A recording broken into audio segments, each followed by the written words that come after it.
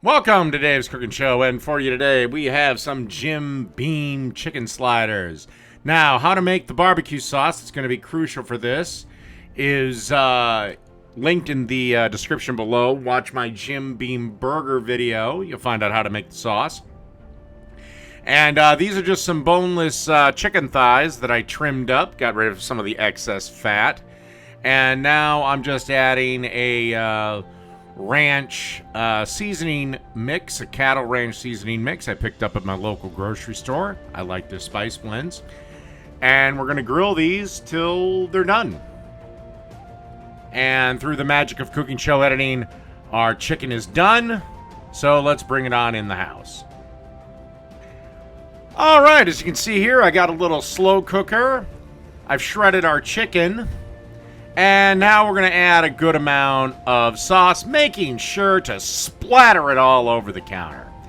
Then you just want to grab a little spoon, give this a stir, and you want to let this sit on a low heat for about an hour or so. Just let everything kind of come together. All right, our hour is nearly up, and I'm going to toast up some of our slider buns. Easiest way to do this, get a griddle, get it on medium, a little bit above medium heat, and just toast these things up. Alrighty, got a couple of buns here that have been nicely toasted. We're going to add a quarter slice of American cheese to each one, or each side, whatever.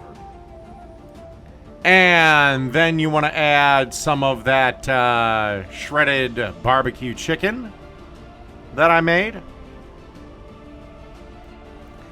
And then we want to add some lovely shreddis.